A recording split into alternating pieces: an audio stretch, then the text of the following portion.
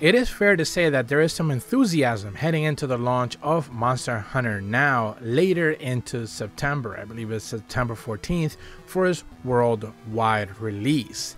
And players who have been able to play the game relatively early in select nations have been having a relatively good time, with of course the understanding that there is a relatively steep grind available in the game with limited amount of content.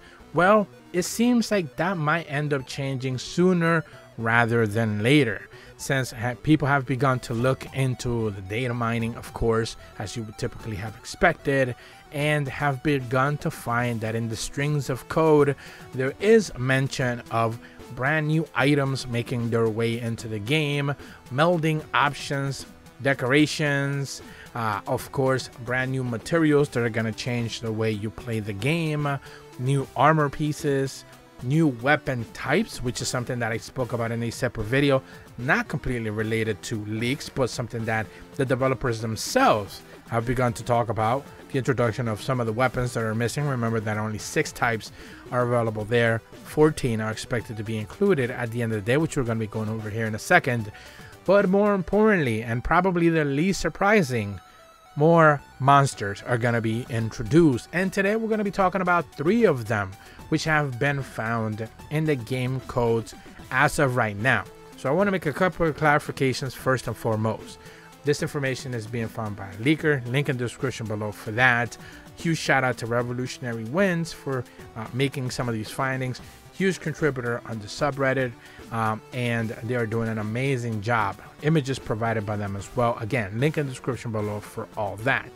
At the same time though, there is no clarification as to when this is going to be revealed. This is something that as of this video going live, or something that they could have done yesterday, they could have gone ahead and provided a new trailer. We do expect information probably by the time this video goes live, that the roadmap will have been sorted out by then. We do expect that to happen sooner rather than later. Maybe it already has. I apologize for that, but this is something, again, as of the time of this recording, we still have no concept of what the game is going to look like post launch. What are their plans? Are they adding 1 weapon per month? Are they adding 1 new monster per month? We don't necessarily know that.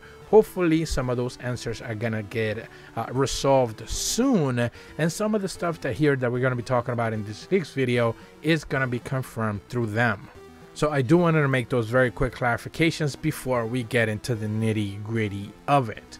So first and foremost, once again, a huge shout out to Revolutionary Winds, who basically confirms that based on the string of code, we do get to see that Black Diablos, Azure Rathalos, and Pink Rathian are going to be some of the first monsters that are going to be introduced. These monsters are directly named in the source code as you know, the string of names and things that are available in the game already. These names already kind of show up.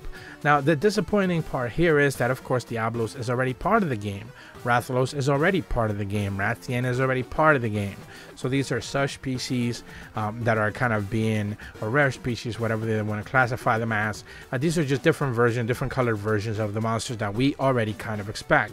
With that said though, some of the best benefits that we can expect is of course armor sets and new weapon types with new elements, or varying weapons with different elements of those specific monsters. So if you're something, or maybe those armor sets have some skills that you're interested in, is something that you certainly are going to want to keep your eyes peeled for. At the same time, there is a mention in the string of code regarding sleep, blast, and dragon weapons, which is something that is not available in the game as of yet.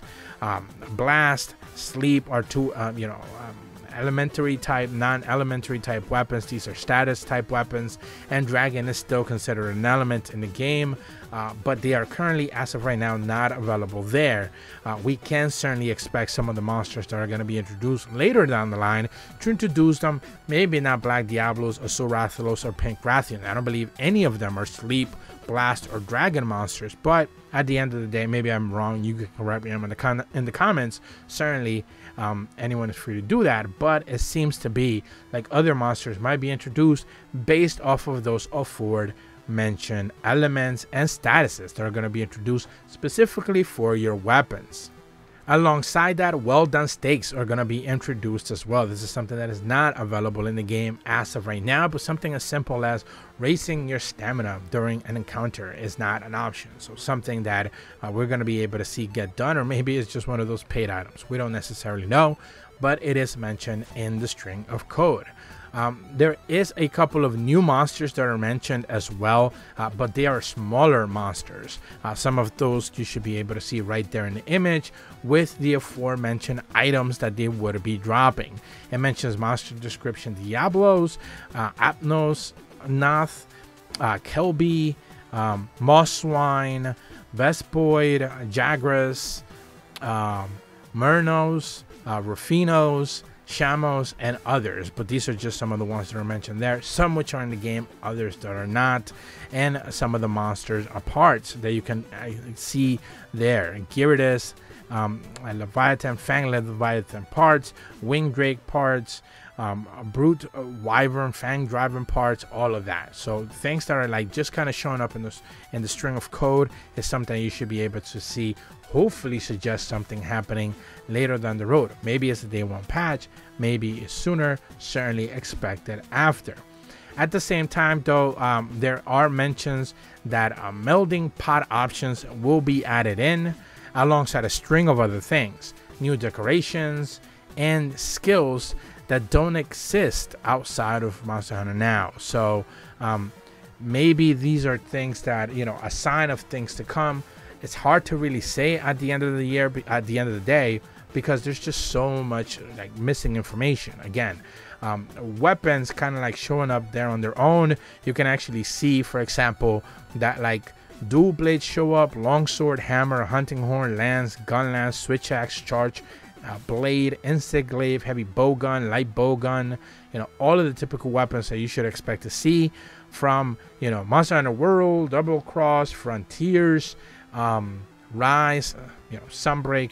All of these weapons make an appearance there. They're listed there. Some of them, of course, are not available. Only some of them are, but they're already making an appearance there based on the code. So we don't necessarily know what to make of that. At the same time, we also see mentions of brand new melding pot options with brand new decorations like fire resistant jewels, thunder resistant jewels, stream jewels, expert jewels, charge jewels. There's just so many, you know, but these are things that we should kind of expect.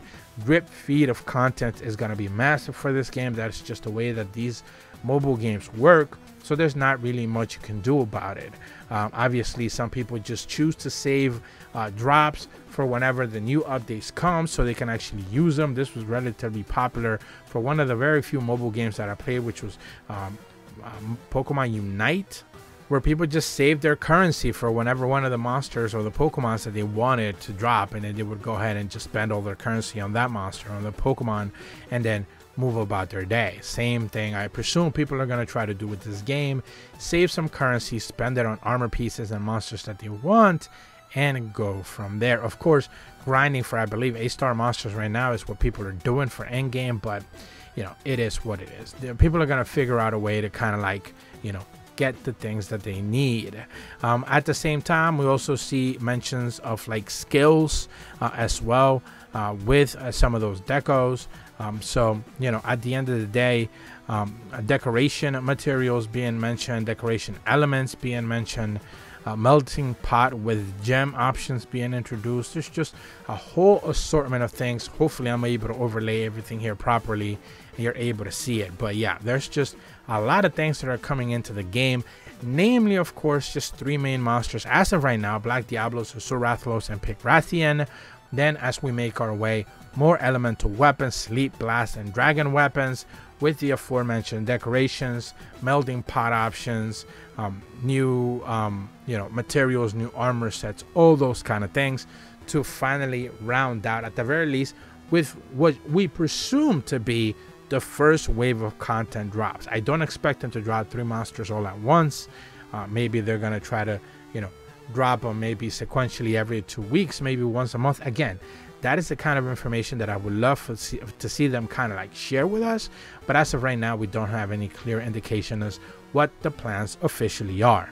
But that's about all the information that I have for you guys today. Once again, link in the description below. for Revolutionary Wind's amazing post as they share some information that tell us what to expect in the near future post-launch. This is, of course, post-September 14th. If you're brand new to my channel, though, be sure to leave a like and subscribe. Hit the bell to receive notifications when the videos go up. And as always, thank you so much for watching.